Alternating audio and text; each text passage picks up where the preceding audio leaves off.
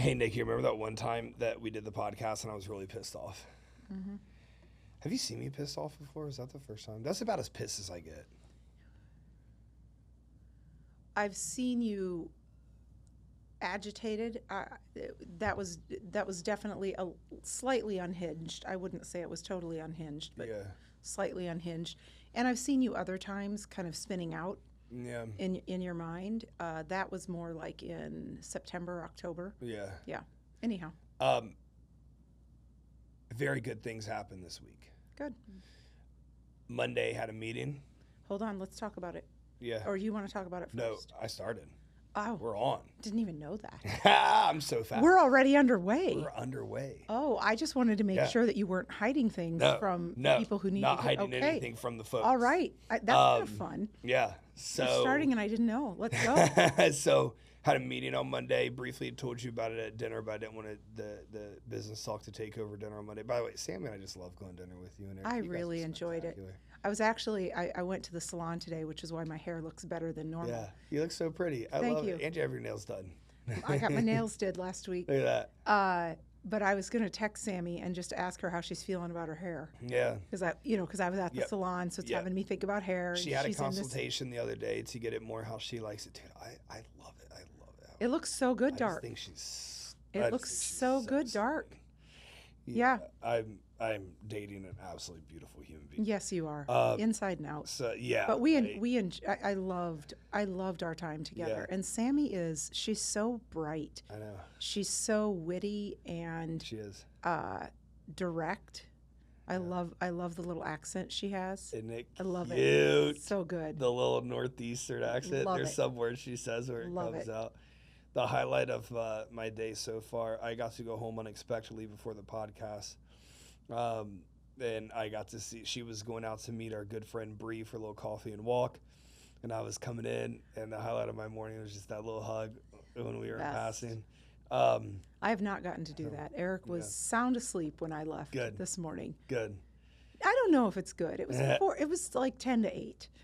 So I was a little jealous. Okay. I'm like, well, you get to stay in bed, but hey, I'm glad he got to. Yeah. So on Monday, I had multiple meetings with Rev Team, and that's right, because you said that you had given you had set some new boundaries and parameters. You expected a new plan back by 2 p.m. Yep. And they had delivered. They delivered. You had a goal that was to be reached by today. Yep. And if not, then we were going to find a new solution. Yeah. Okay. After meeting Monday, what I didn't get to tell you about at dinner, saving it for the podcast, they came to me with a plan. Then I realized, as we talked on Friday, I just haven't been as clear as this is my exact expectation. Oftentimes, something I struggle with greatly is I'm such a visionary, so I see all of it. I see the company, myself, my bank account, my impact, the ECA build out when we do 10 million on the year. I see it when we're doing 2 million a month. I know what all this looks like. And that's what I'm working towards. That's what we're driving to. We go to New York this weekend to have a meeting with the WAP team. If you're an online fitness coach and you're not on WAP yet, you are severely missing out, and you better freaking get on there. So hit me up. I'll get you in contact with the people you need to be in contact with. But I'm so grateful for them. So me with Rev, I made a mirrored flowchart of the exact parameters and every single thing that I want them doing. We do cold out. It's considered cold outreach, even though these people follow me. Everyone who follows me gets a message. Out with the generic message, we're siloing in on people who fit some sort of criteria for ECA. And then we're going to wait for the people who want coaching to kind of raise their hand more for us, which I have an IG story strategy, which I've built out to get them to raise their hand by simply liking a post rather than DMing me. So I can still feed both.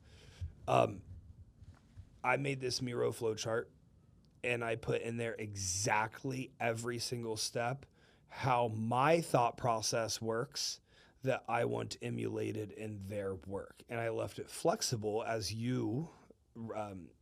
I think that was a very important point that you made. Leave it flexible for the human who is doing the setting to have adjustments. So we have a profiling portion where if you follow us and you have a private account and you have 30 posts and it's a profile picture, you and your family, there's no coaching in there. You're following me for advice, and I appreciate that follow, but that's not someone who buys an ECA package.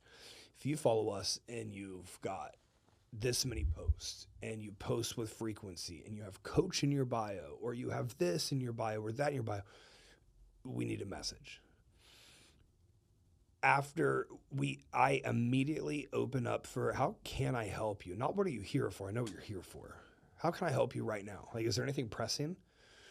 We're going to answer 2 questions very in depth that I respond to with a selfie style video. So it's me taking on more work, but this is what I know.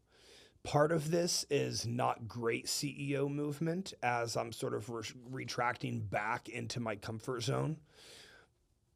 Yet I gave them a sales goal, and we are $56,000 on the week over that sales goal. Oh my goodness.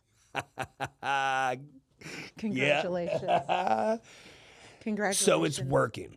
Is this a long-term answer? No. But right now, we're in the process of setting up the whole ECA testimonial funnel. Now that we have a ridiculous amount of testimonials and how good this thing is, that will take some of the work off my plate when that's up and launched. Right now, I'm reverting, but it's worth it. I mean, like $56K more over the goal that I set. I don't know that you're reverting. I think what you're continuing to do is learn what your role is. And so you may have a role, the business may need you in the role of visionary right now, and it might need you as lead closer, lead biz dev, lead something like that. Don't think about what you're doing as stepping back into being CEO, because it isn't necessarily. You are looking at your business, you're acknowledging the revenue goals that you have, you are being intolerant of anything that's less than those revenue goals, and so you're figuring out the mechanics and how to make it work. Some critical things that you've done is you met with the team and you realigned expectations. Better said, you made new agreements. And what you learned is that the expectations that you had in totality had not been fully understood nor agreed to. Yes. So here and that is what often happens. And I had kind of wondered when I saw you last week, I'm like, okay, where's the disconnect? Which is why we spent time talking about each of the individual facets of the filling the funnel and acquiring the client process. Can I hop in super fast? Of course. I shared my screen and I presented the notes that I had from our podcast, and I went line by line with them. So that was unbelievably helpful.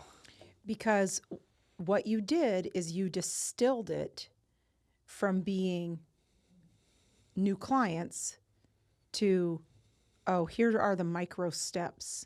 And like last week when we talked and you realized that the simple step of sending messages to all new followers wasn't happening, mm-hmm. and they weren't being personalized. Mm-hmm. It maybe if they were happening, huge. I would imagine, I haven't asked yet, and I'm about to, I would imagine that was one contributing factor to getting $56,000 above. So you're having over $110,000 a week? No, their goal was 35. Their goal was 35. So we closed 91. But fine. I mean, you had great. A 22 and 26 or something $1,000 a week. 20, so now we've caught up. Yeah. We're almost caught up from what we needed. That's amazing. Yeah. That's amazing. I feel very good about it. I don't want to be complacent, but I feel very good about it. What's so fun about this too is as I'm listening to you, I'm now going to need you to help us with the same thing. Yeah. and I'm so glad that the coaching is helping and that we're getting to break it down, but you can't do the same thing for yourself. Yeah. So we are, as you know, we're almost non-existent mm-hmm. in our social presence. Anyway, I've helped you break down the steps And now I'm going to need a minute with you where you're my mirror and you help us break down our steps because it is so hard to do it for yourself. Yeah. That's the point. Let's walk through it now. Go. One of the things that I saw was a big disconnect in you and I's businesses. And the only thing that in that process that I shared with the team that we went over last week that I'm not aligned with is it seems like you're waiting for prospects to raise their hand. Right. They're not going to. Well, the amount of people who will willingly raise their hand, hey, I need to spend money. They need to be told that they have to spend this money to get over. We love confirmation bias, especially the people you're dealing with. Like, you're not dealing with people who are paycheck to paycheck per se. You're dealing with people who have financial abundance. And the reality is, I think you're dealing with more men than women. Men's scorecard, that might be wrong. So correct me anywhere if I'm wrong. I don't know. Yeah, it's a good question. And we don't really need it. I think it's probably 50-50, might be slightly skewed. Let me tell you why it might not matter, though. Tell me. Because females who are in a founder position or a CEO position with high earnings they probably have some masculine traits within the way that they run their company. So they're a bit more they have a bit more, not that they're masculine energy and they have no feminine energy. They probably have these masculine characteristics that I want to cover. Men and women who are founders and financially abundant, the scorecard does get played in finances and in that rev goal. We're trying to switch that with me. I shared with you on Monday, I went and did some rough numbers. I could realistically not work for about 16 months and I'm perfectly fine. And then I'll still have some cushion. So now the drive is different. Well, I'm winning the scorecard. I realized that after last week. I'm winning on this scorecard.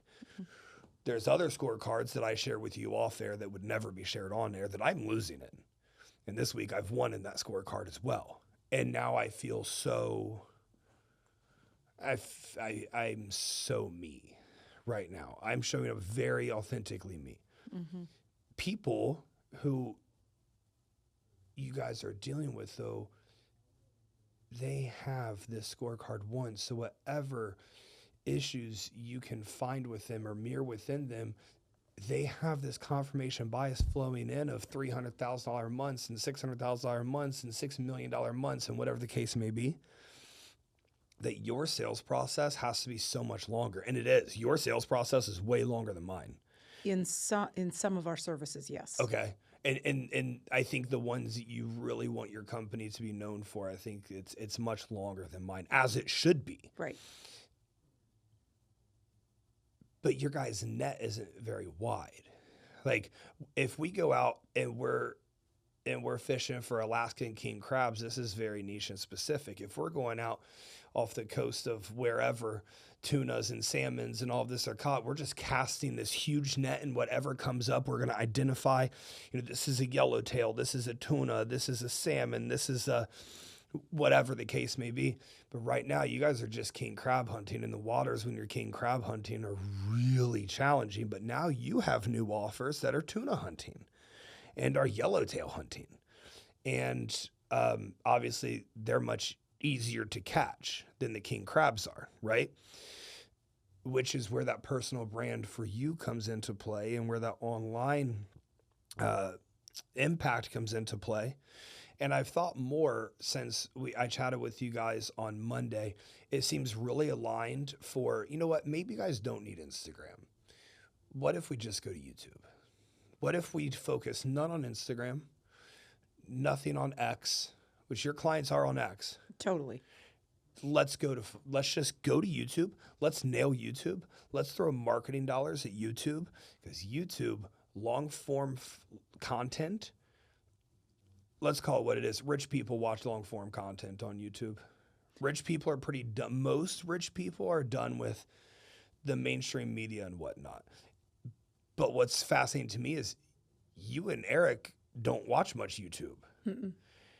And it's so funny because your ideal client is watching YouTube. We watch a lot of YouTube. Oh, do you? On the weekends when we're watching music videos. That's so I will cute. tell you, I think that you have gotten under Eric's skin in the best way because last night when I got home, he's watching YouTube. Good.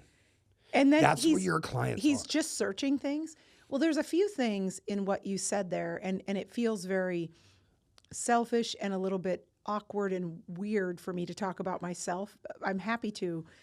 Everything you said is true. We do wait for people to raise their hand.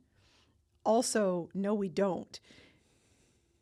In the universe, yes, we're waiting for people to raise their hand.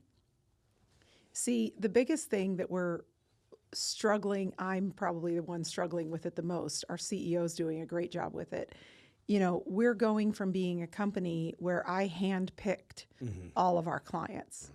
That's what we did. Like boutique. I would find just different people that I knew, I understood their pressure points. I knew we could make a difference.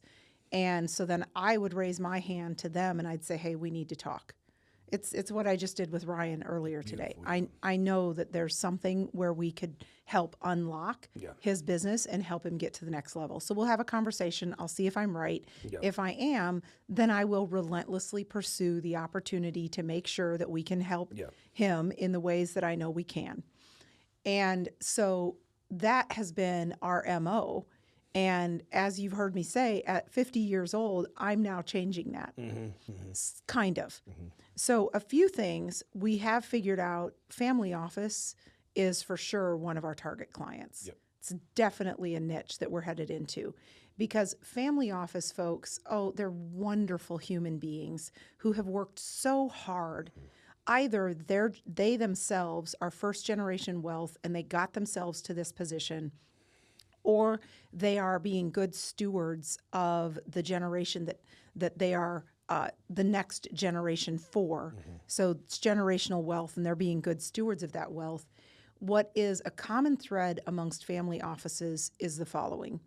They are fabulous idea people, big visionaries, something I want to come back to for you that you were just talking about.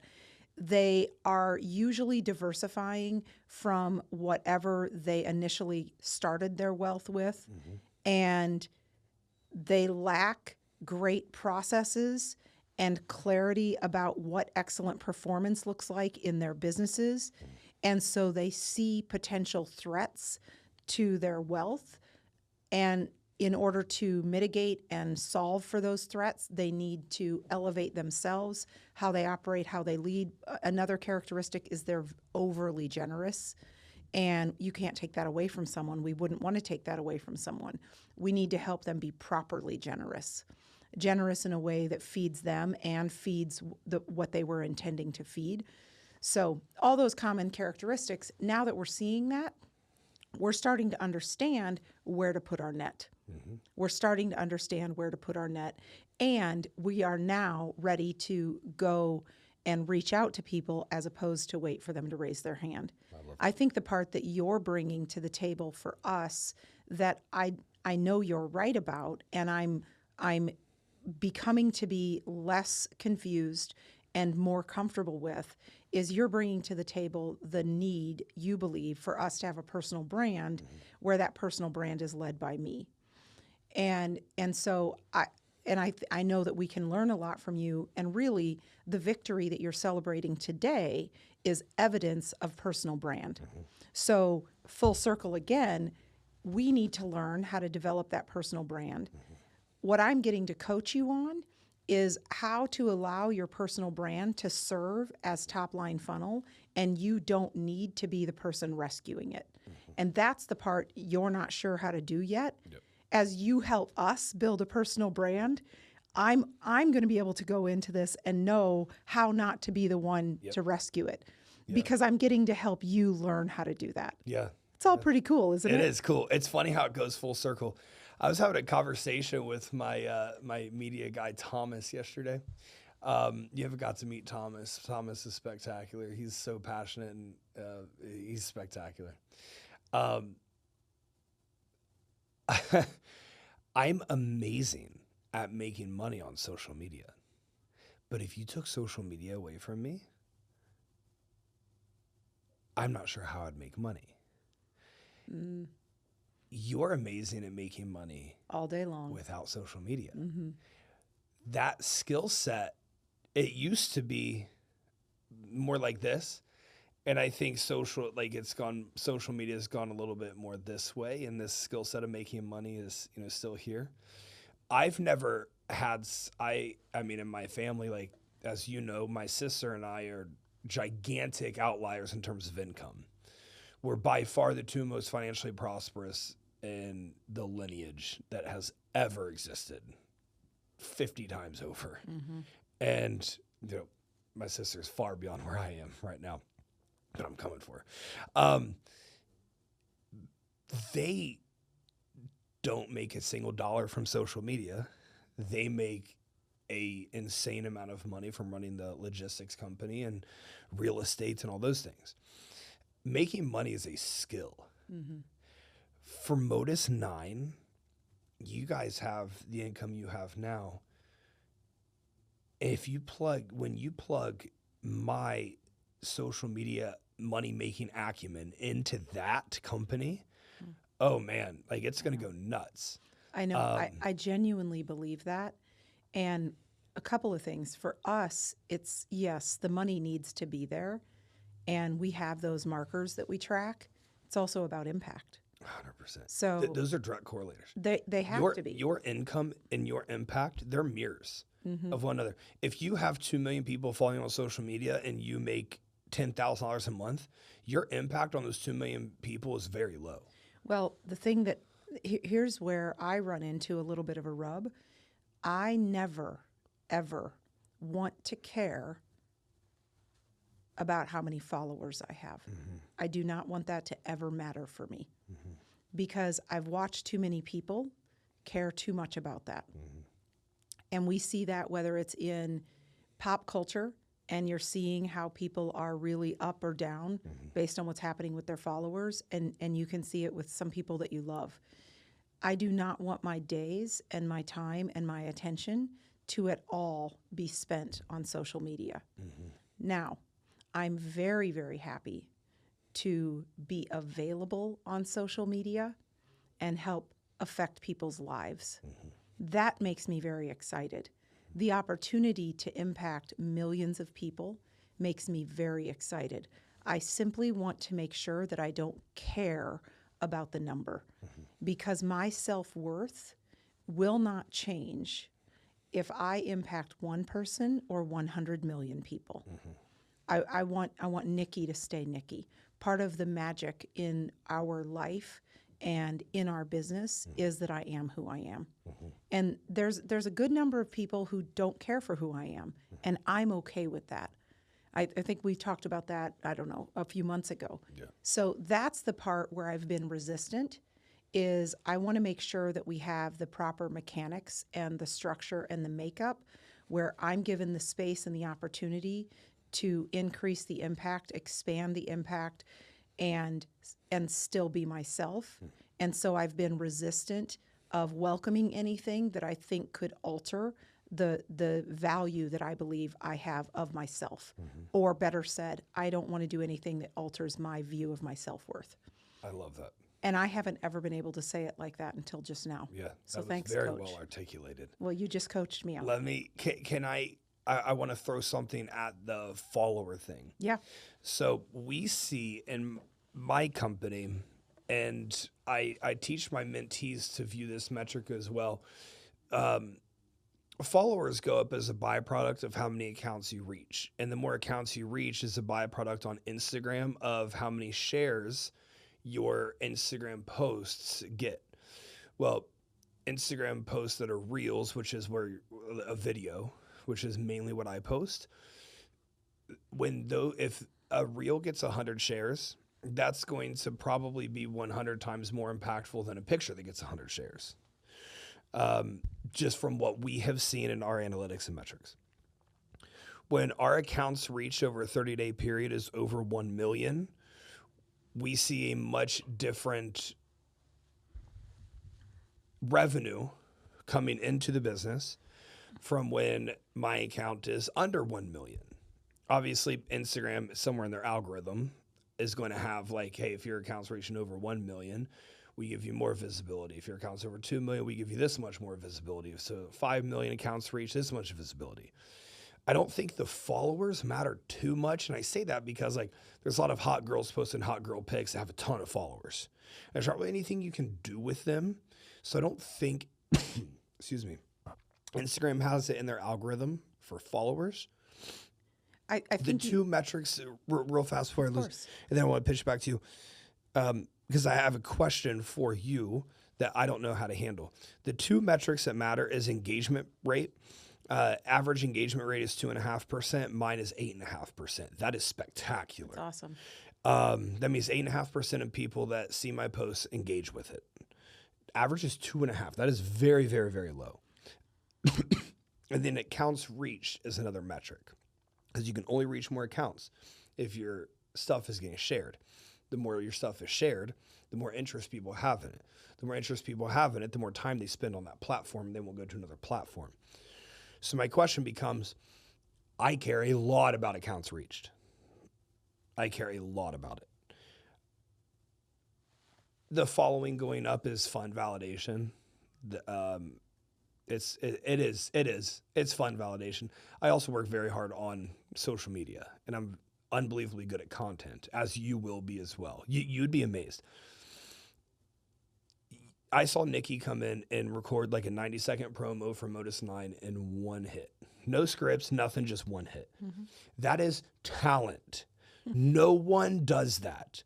No one does that. You have to realize how many influencers I've worked with, how many people I've worked with, how many people I've done content with.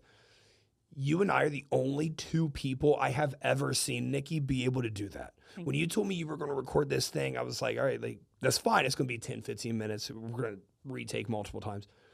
One take and go. That is talent. You can't practice that. You can't coach that. You have it. You don't have it. There's not an in-between. And the people who have it can make highly impactful content. So my question becomes, I understand you don't want to care about the following, yet when you launch the YouTube and you see, oh my gosh, we reached 100,000 people this week and we did 50,000 more rev than what our normal month is, what our projection was. It's human nature to start caring about it, don't you think? And then, because then it's like, well, what if we reached 250,000 people? All I'm saying is that I don't want to, I want to make sure that I am not attaching my self-worth to any of those.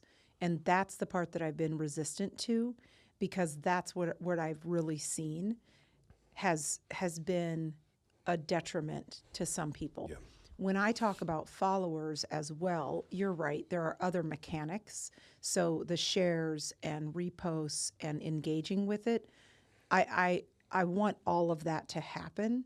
I don't want to attach whether it happens or not on this day or this minute to any of my self-worth.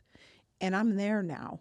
Good. I'm ready to go. I simply needed to navigate. This is something really important to pay attention to, because I knew that I had a lot of friction to this topic. I did not know why I had the friction. So I needed to give myself space and time to understand my friction, which is bringing me back. All of this conversation is bringing me back to my marketing days when I used to own a marketing firm. Mm-hmm. What you were just talking about is, in old marketing language, we would talk about reach and frequency.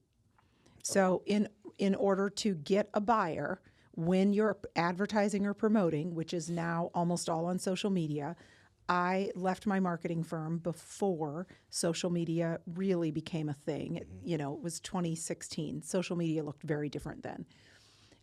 So reach means someone, you got it in front of someone. Frequency means they engage with it or they see it multiple times. The other thing and so that's a common marketing language, and no matter what you're doing. So if you wanted to get good at growing business in the real world, it's the same thing. You have to reach someone, meaning you have to shake their hand, and then they need to see you a few more times in order for it to equal a buy. It's the same thing, reach and frequency. The other piece you were just talking about, when I was talking about my friction, and actually I was talking about it, is we go through this process, I've talked about it before, where first you become familiar with something. Then first you become aware that it exists. Yeah, I knew I was saying something wrong. So first you have to become aware that it even exists. You might newly be aware right now that, oh, I've been really good at knowing how to make money and grow a business through these social media and other channels. I guess I don't really know how to do that if I'm just out and about in the world. So now you're aware of that. Okay. After you become aware, then you start to become familiar. During that familiarity phase, it's really awkward. So you helped me become aware, you along with others. I finally listened when you said it. You helped me. You're welcome. You helped me become aware that I may have a gift that the world would like to have available to them. And I am capable of providing content that could be meaningful in a very large, dispersed way. Social media. And so when I was aware, I was like, yeah, okay, whatever. Now, we could choose to stop there. If you're wanting to grow, then you have to allow yourself to go through that phase of familiarity. And when you're going through that familiar phase, it's not familiar at first. It's wildly unfamiliar. It's foreign. It's scary. It's uncomfortable. So my point is, when you become aware of something, you then have to welcome that discomfort in order for you to navigate it and continue to become familiar with it, because once you're familiar, you choose it. For instance, you were talking about the vaccine. Yeah. And you have a very strong belief about the vaccine, and you're navigating how to reach alignment with that in other facets of your life. Well, now other people need to become aware of the information that you know. They have to then welcome their anxiety, their discomfort, in order to become familiar with the information that you share. And then after become familiar with that, they'll choose, where do I land? Yes. It's the process we take. Yeah. So I share that simply because you were helping me realize that I am going through my own familiarity process, and I could not be more grateful for it. Yeah. You said some important things in there that I want my ECA mentees to understand. You know, remember the mobile car detailing company that I sold? Mm-hmm. Remember that? That was around the time we started our work, or just before. It was last April. Yeah. So I called it Elite Detail Pros.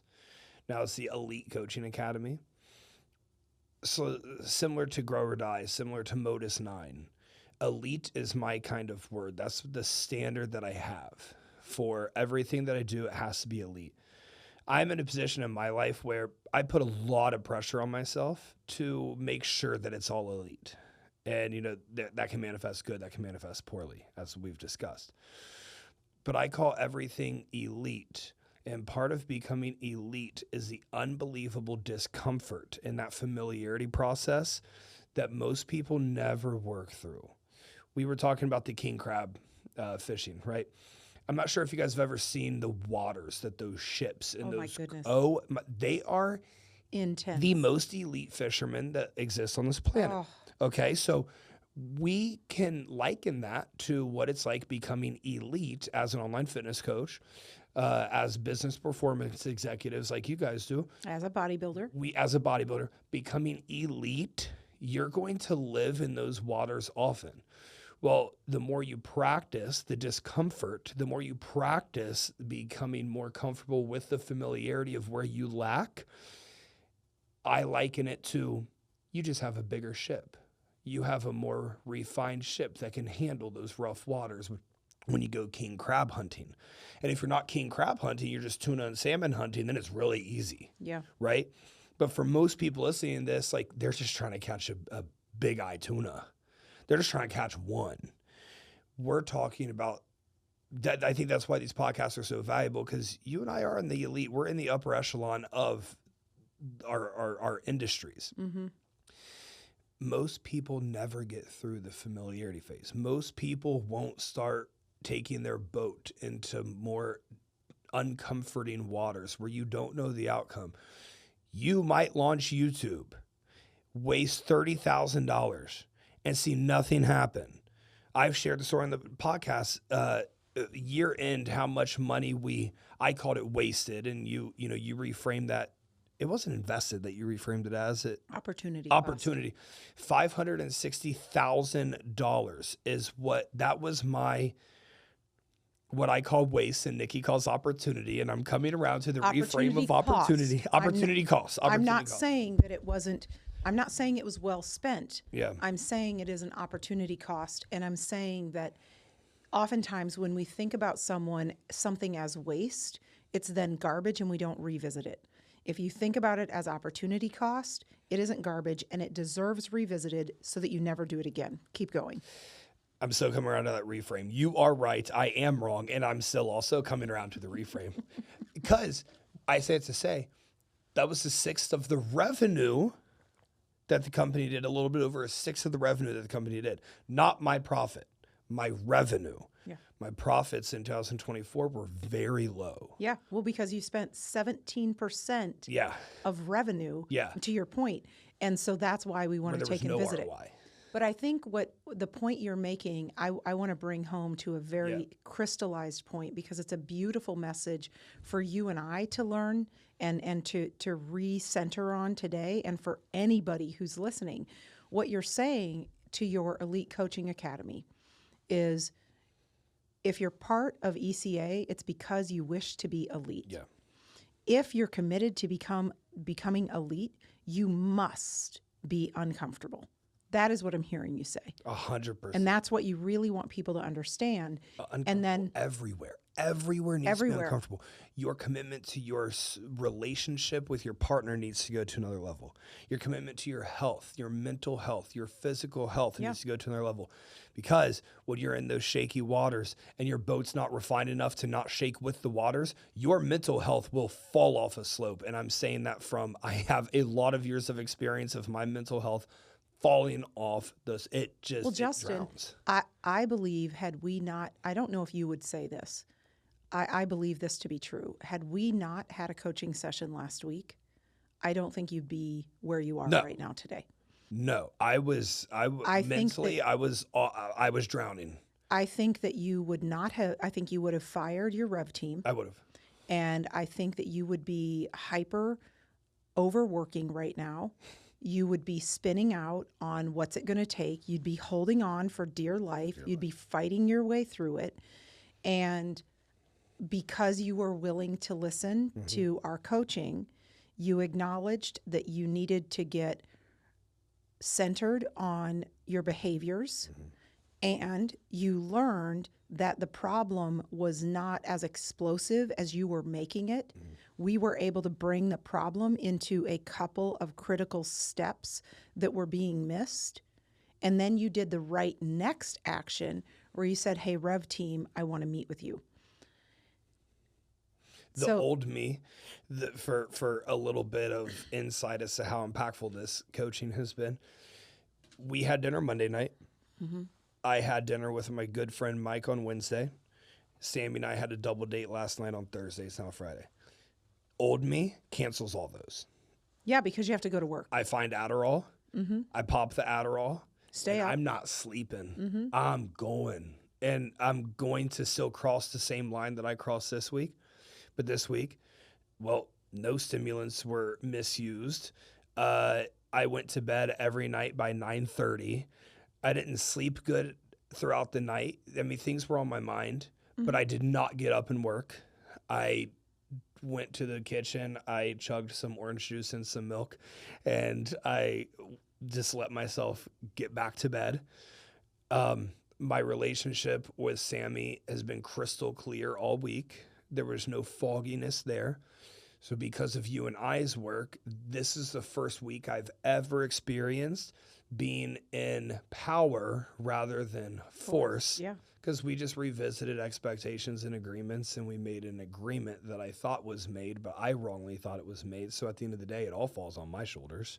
And the biggest lesson you're learning is that when things go wrong, you did something wrong. Yeah.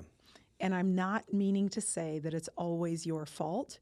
I do mean that you can only control you. So you may as well start with yourself. And what you realized is you thought that your Rev team saw the process the same way you saw the process, even though you never broke the process down for them. Yep. And that goes back to the other point that I really want to make today, which is being a visionary.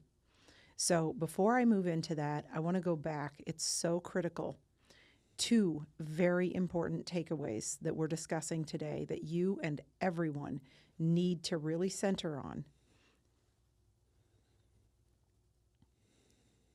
Be willing to be uncomfortable constantly and consistently. That doesn't mean that you don't have pockets of your day that you're going to find peace and comfort. It does mean that more of your day needs to be uncomfortable than comfortable. I love that. The other thing you're calling attention to is when you spin out, you need an outlet to help you find neutral.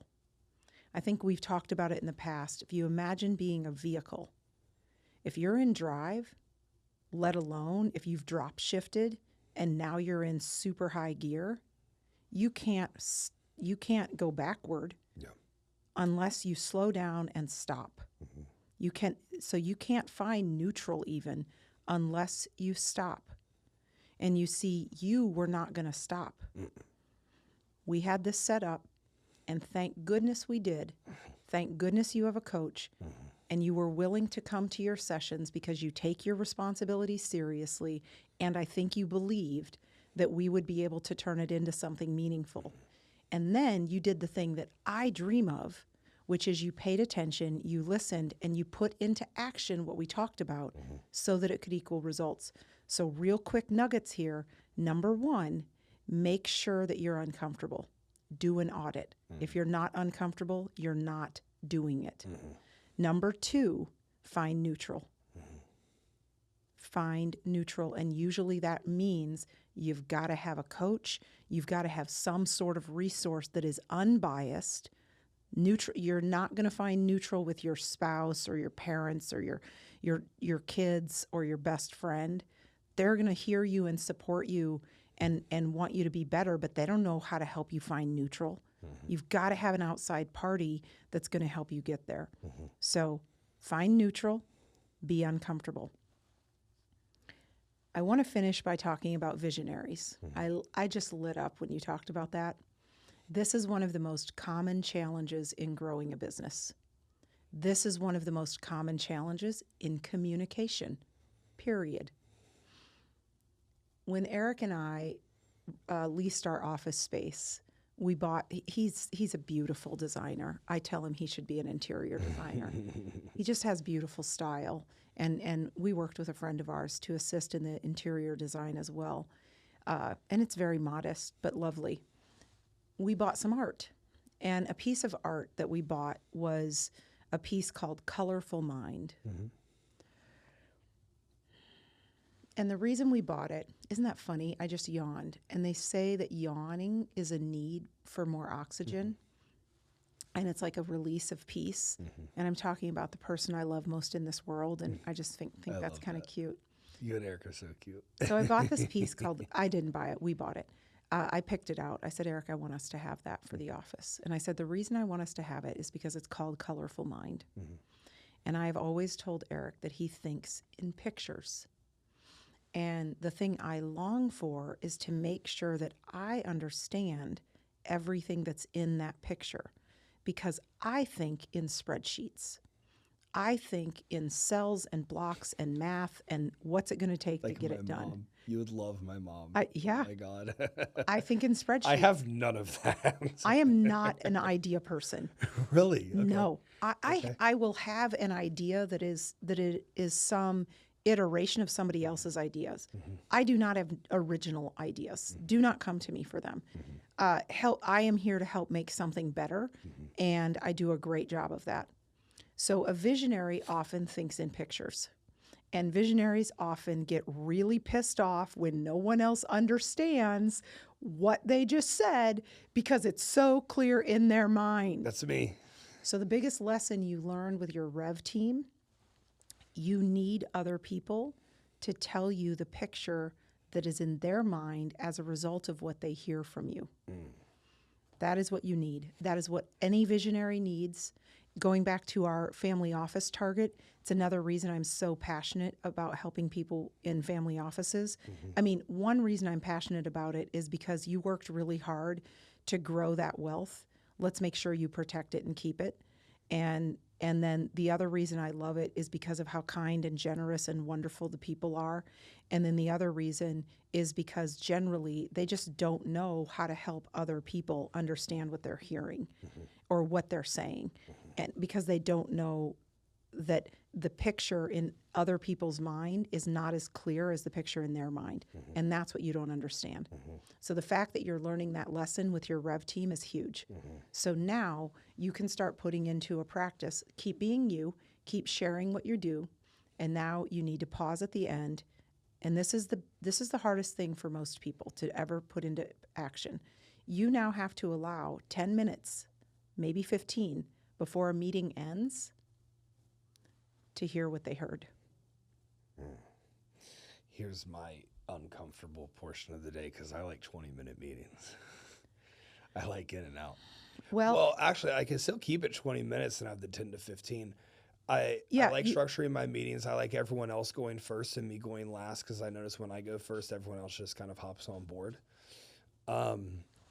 So, I mean, you could still structure it like that and allow 10 minutes for people for their vision. Keep with the structure that you have. Okay. Start with 5 minutes then. Okay. Start with 5 minutes to say, okay, what's everybody hearing? What is everybody hearing? That is what you must do. And I will tell you this is not new, and I'm not the only one that coaches that. Almost no one does that. Because, see, you're very satisfied once you've shared what's on your mind. I am. So then you're like, yeah, I'm happy. And clearly, I was so good at telling you that you obviously have the same idea in your mind. So I will now leave because I'm amazing, and I'm going to go off to what I'm doing, and you're going to turn the very clear ideas that I just shared with you into reality. And if they're fuzzy, that doesn't make any sense because I was so clear. Were you not paying attention? I'm perfect. Come on. And this, when you use the phrase, I was so clear, that's a big red flag. Okay. It means, no, you weren't. You know what's funny? I do say that. I say it to Sammy. I'm like, I could have laid it out better. Yeah. Yes, you could have. You laid it out terribly. Yeah. You laid it out perfectly for you. It revved you up. Yeah. You were all fired up at the end. Yeah. Meanwhile, the recipients of your message are going, what? So what am I supposed to do? What? So which is the priority? You know what? You just shared 94 ideas. Yeah. Every day, this is what we run into. You bring up something very good for me. I don't see things in spreadsheets at all, but I love making flowcharts. I see it's another picture. Flowcharts. Yeah. The flowchart is so. You see perfect. It going from place to place. Yeah.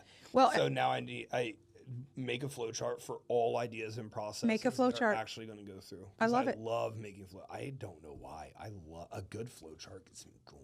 Well, so there's your action item. Yeah. Your action item is to ensure that we have flowcharts. Now, here's the beauty, going back to roles and responsibilities. I'm not going to dive into this anymore today, but I'm very clear that what's happening in your business right now is you're figuring out what is your place in the business. Yeah. And certainly the business is not ready for you to leave business development or sales. So that's fine. That doesn't mean that you are retaking the CEO role. You are not. So as it relates to flowcharts, Kelly knows you very well. Maybe when you talk with Kelly, she could identify 3 areas in the business for this week that a flow chart could be made. 3 areas to create a flow chart. Flow chart. And then I'll do the same for Shannon for ECA. And don't over-engineer it. Easy, simple, straw man flow charts. Just get something in front of each other so you can start figuring out what's not in the chart. Now, the reason I'm saying that is you do not want to be the one developing the flow chart, because I want to wait till you're ready to listen. I need 2 seconds. No problem. 1,000 to 1,000. I love that you're getting that noted. So, oh, shoot. That's fine. I'll show you afterwards. So you don't need to be the one drawing the flow charts most of the time. It's actually detrimental for you to be the one drawing the flow chart. You mean to have Kelly and Shannon draw the flow chart? Other people need to draw the flow chart of things that you believe they already understand. The reason is you want their flow chart to illustrate for you what they do understand, and then that their flow chart will also make it very evident what they don't understand. Whereas if you're giving them the flow chart, you don't know where they were at. Yep. You don't know their baseline. Yep. I love it. Well, I think we covered a lot today. We did. And you gave me a takeaway, and then I'm going to hear yours. Dang it, I really wanted you to assess this flow chart in real time over here. I would love to see it. Login's not working. I hate when that happens. I mean, like, there's not a single other email it could be under. There's not a single other password it could be under. It's impossible. You were clear. Miro, how do you not know what I'm seeing in my head? Exactly. It's me. Justin's got it. So I want to go with takeaways and my action item. My takeaway is I had been resistant of going out into the universe in the explosive ways that we've talked about with YouTube and other channels. And I'm now understanding that it's because I wanted to make sure that I wasn't attaching my self-worth to any of that. I'm resolved there. My self-worth has nothing to do with that. And further, I'm incredibly excited about the opportunity to impact more people and businesses. And by way of me doing what I do on an average day and now making it available to the universe, I'll get to do that. And it will help grow our business, which makes the impact expand even more. So that's wildly exciting. My action item is now to talk with my CEO about me having a personal brand. Mm-hmm. And I believe what I'm going to need, what I would like to do is I'd like him to talk with you. I was just going to offer that.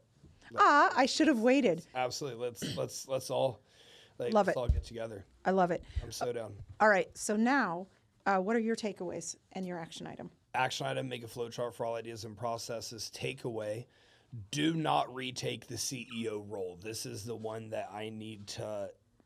I've done a good job to this point. It's only been 5 days. Yeah. Done a good job to this point. It's been very uncomfortable to not go with force this week. It's been so uncomfortable. A little bit of force, not too much. A force that I feel very comfortable with. Takeaway, I cannot always draw the flow chart. I need to have my team create flow charts for the things they understood, and that gives me the ability to see the things they don't understand from what I pitched to them. That's going to be wildly impactful, I think, not just for my companies, but for mentees, for clients, for all of this. I'm actually having ideas about flow charts to use in the whole process. Everyone loves a good flow chart. No one looks at a flow chart, a good flow chart. You can't get lost in a good flow chart. Yeah, they're easy. They're digestible. So easy. Mm-hmm. So I want to make flow charts for, this is beyond the company. I want to make flow charts for ECA mentees and some of like my health fixes and whatnot. Yep. I think that'd be wildly important to do. So those are my takeaways and action items. This was very impactful. Very impactful. Very impactful. I want to do 2 things for the ECA folks and anybody else who's listening to end today. One, I will say, if you would like to raise your hand and you believe that Modus 9 could help you, we welcome that. And the easiest way to do that would be to text me 512-710-6751. Sometime you'll see me elsewhere. Right now, text me. The other thing I want to leave you with is do an audit and make sure that you are allowing yourself to get uncomfortable. It will be a catalyst to getting the results that you desire from the ECA work that you're doing. I appreciate you, Nickie. This was fantastic. Gordai fam, ECA fam, Modus 9 fam. We'll see y'all next time. Peace.